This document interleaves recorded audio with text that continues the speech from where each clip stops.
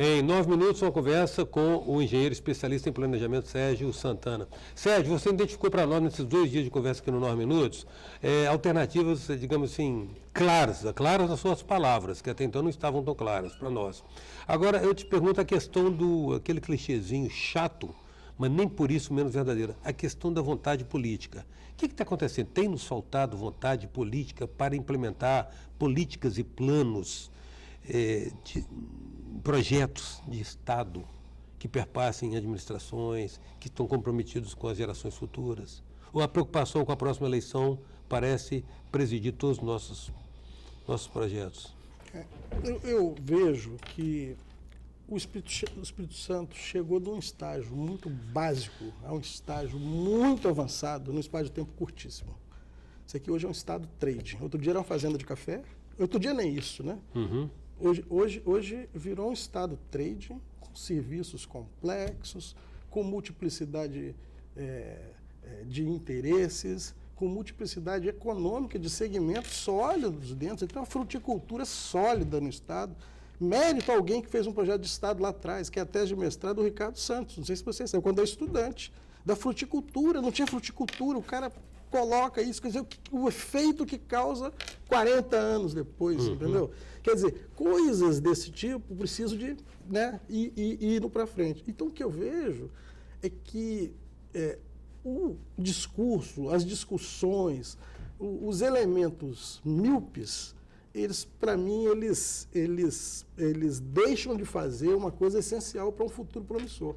Então, a gente arrisca ficar como Portugal, comendo quindim e bacalhau, entendeu? Quer dizer, quando você não olha para frente, você tem que olhar para frente, tem que ser portentoso. A gente aqui pode ser uma Singapura, amanhã pode virar uma Singapura, ou pode tender a ficar nessa discussão aqui, chegamos no nosso teto, que é mais ou menos como o Brasil enxerga a gente. Porque como é que esses caras chegaram onde chegaram?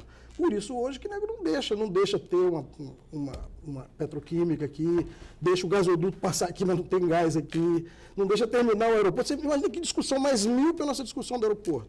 O aeroporto é um lugar errado. Se fiz 10 anos para fazer um aeroporto no lugar errado, o aeroporto tem que ser no lugar do aeroporto, é fora da cidade, o aeroporto é dentro da cidade, e não termina a obra. E vira a discussão, a pauta, quando a discussão seria outra. A conta é outra. Aí o que ocorre? As discussões ficam todas pequenas. Um fica o mesmo do outro, mas com a discussão, uma coisa mais enfeitada, porque um é bonzinho, um é malzinho, mas ninguém toca no que tem que tocar, porque no final é um grande ajuste de interesse da coisa que está, como é que está, porque está bom. Está bom, mas passa, fica ruim, se não fizer uma coisa melhor. Continuamos capitania só que com novos donatários? Eu acho que a gente teve um avanço muito grande a partir do projeto de Estado que teve, e a gente não está sendo capaz de avançar. Isso perde, isso se gasta, isso desgasta todos. Isso faz com que as pessoas não saibam por que as coisas não funcionam. Então vai se fazer um monte de investimento e vai continuar tendo engarrafamento. Porque, por exemplo, o problema de mobilidade já é um problema de Estado. O problema de energia, que o Brasil caminha hoje para ter problemas graves de energia, e você não tem uma autossuficiência de energia aqui, por exemplo, para você ficar à vontade, a parte do resto do Brasil, que tem um arranjo que se permite, por exemplo, conduzir energia com um não especialista como ministro no ano, uma vida inteira lá, tomando decisão. Quer dizer, tomando decisões não técnicas em segmentos críticos, de insumo crítico. E você poderia estar vacinado disso se você tivesse uma política independente, se você fosse autossuficiente, como Minas, por exemplo, que falou não para o governo federal. Falou não porque podia falar não. Como é que você vai falar não aqui? Como é que você vai falar não se você é totalmente dependente do externo? E mais, se grande parte das chances que você tem de evoluir mais a sua coisa aqui dependeria da energia, por exemplo. Então, você criar autossuficiências de Estado, no seu Estado, que são oportunidades legítimas que estão aqui postas, é uma questão de responsabilidade e, às vezes, de muito desprendimento, porque, às vezes, vai desagradar. Você pegar e mudar um modal, ou fazer mesmo essa fala minha aqui, eu não tenho nenhum interesse objetivo específico nisso aqui. Isso aqui me traz desgaste, porque eu quero, por que você vai mexer no meu negócio que está tudo certinho? Para que você fez? Você é maluco? Não é, cara, eu estou na sociedade, eu quero uma sociedade melhor. Quero uma sociedade melhor. Vou falar, por exemplo, que não tem uma coisa efetiva do ponto de vista de Rio. Uma discussão de nhenhenhê. Porque o problema do Rio é fisiografia. A fisiografia está errada. A fisiografia está deteriorada em deterioração. Ela precisa de ser ajeitada. Isso incomoda o A, o B, o C. Então, isso acaba transladando todas essas coisas pequenas, míopes, para a grande política, que deveria ser discussão de governo. Sérgio, aí nunca tem há uma associação, às vezes, do que plasma a identidade coletiva de um povo com as próprias condições de topografia e relevo. Será que esse isolamento nosso, histórico, do qual a gente só veio se romper mais recentemente, ele, de uma certa maneira, ele deixou nossa mentalidade pequena? Nossa percepção social do coletivo? Eu assim, acho que isso até pode ter sido, nunca fiz uma reflexão mais efetiva disso, não. Mas eu acho que o Estado está muito, ele é muito composto de imigrantes que tem todo mundo aqui como uma coisa meio provisória, meio que não é de ninguém, entendeu? Meio que não é de ninguém, e quando um é tudo dele, entendeu? E convence ajuste porque o cara é o craque, a coisa assim.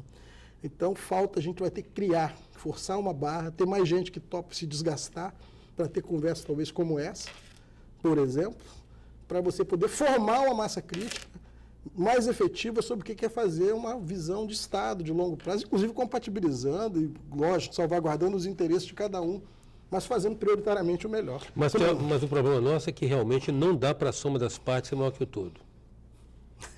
Né? Nós estamos mencionando aí essa questão nossa de cultura, e a gente acha que, para além da capacidade de perceber as nossas necessidades, falta, às vezes, visão mesmo de estadista, né? Eu tenho repetido, a gente precisa de estadista de bairro, estadista de cidade, estadista de estado e de país, né? Cada um tem uma dimensão da prioridade do coletivo para além dos interesses particulares imediatos. Agora, nós temos uma experiência aqui interessante, do qual você, de uma certa maneira, foi protagonista, e é bom, inclusive, resgatá-la à luz dessa conversa toda que a gente está tendo nesses últimos 3 dias.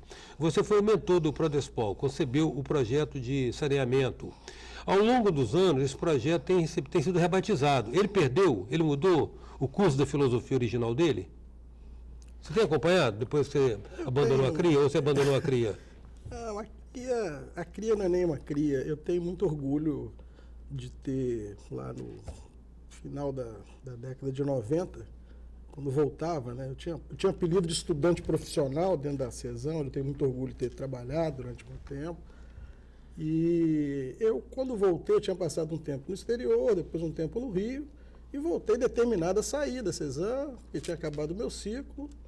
E a CESAM tinha um presidente novo, Aramis, um camarada, um visionário e tal. Não, você fica aqui e tal. E era a década de 90 isso, né? Década de 90. E era o quê?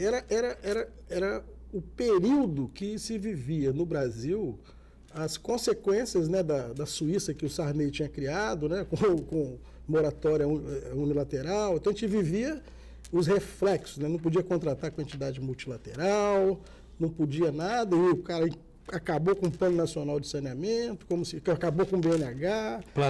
Era um nó. E eu fui para esse ambiente do lado do presidente, falei, não, você fica por aqui, ninguém mexeu o seu saco. Eu saí da área técnica da CESAM, técnica de engenharia, que é onde eu estava até então. E aí, o que a gente observou? A gente observou que tinha uma montanha de projetos de esgoto, porque tinha, das décadas passadas, fornecido água para todo mundo, mas ninguém fazia esgoto, não tinha financiamento para esgoto, portanto não tinha esgoto. E uma montanha de demandas de esgoto que não podia fazer nada. E eu tinha um primo querido nos Estados Unidos, que trabalhava na embaixada, o Zé Carlos Fonseca, querido amigo e tal, e falava, como é que vamos fazer? Que era vizinho do Malan, que era o negociador, para o Brasil voltar a poder operar com a entidade multilateral.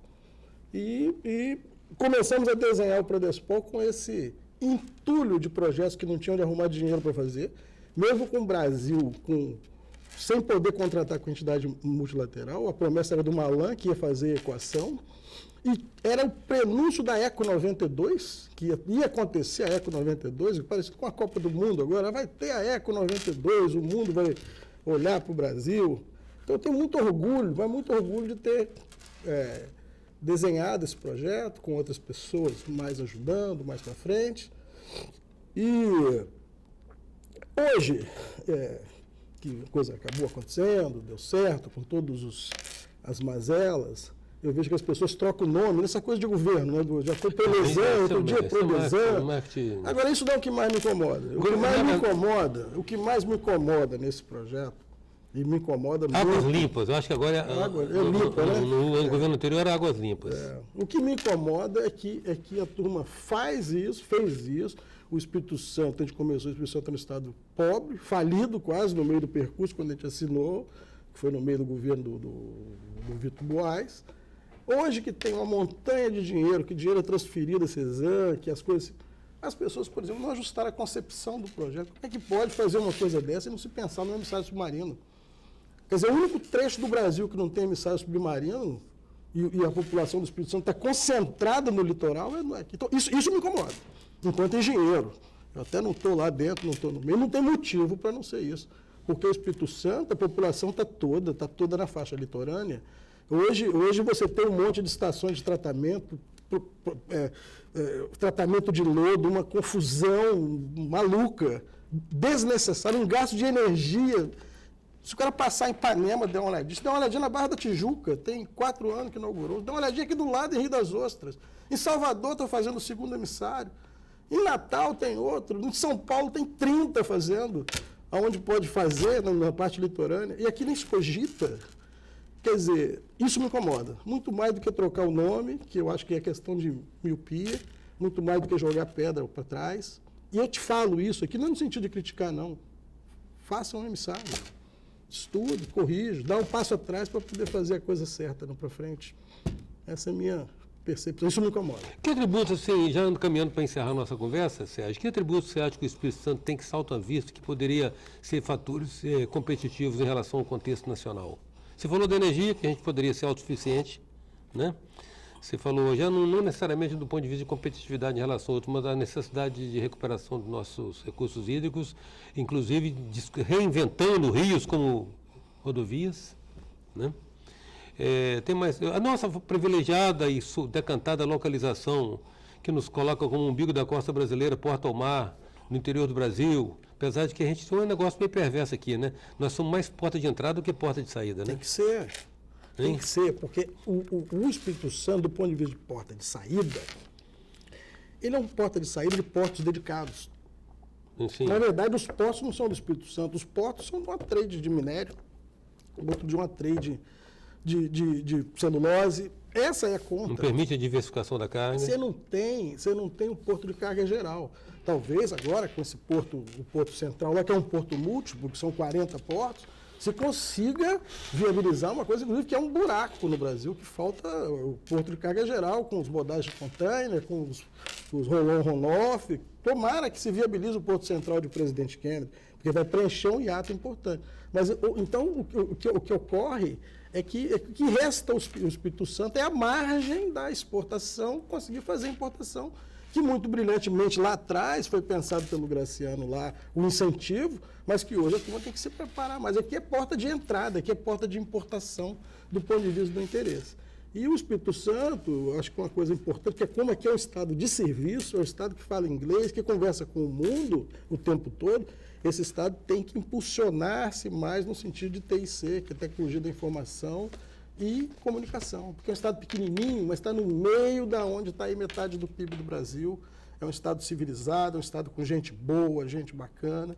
Precisa de uma condução mais consequente em relação ao longo prazo. E é isso aí. Sérgio, muito grato aí pela disponibilidade de estar conosco. Certamente, se algum político mais atento acompanhou a nossa entrevista, teria insumo e recheio para um bom discurso, um consistente discurso. Não é a nossa proposta era apenas oferecer uma reflexão e você foi extremamente enriquecedor nesse aspecto. Muito grato pela sua presença esses dias aqui. Muito obrigado pelo espaço. Enorme-nos a presença desse especialista em planejamento, engenheiro de planejamento, Sérgio Santana. Até já. Sou passageiro do tempo, tentando entender erro e acertos caminhos, aprender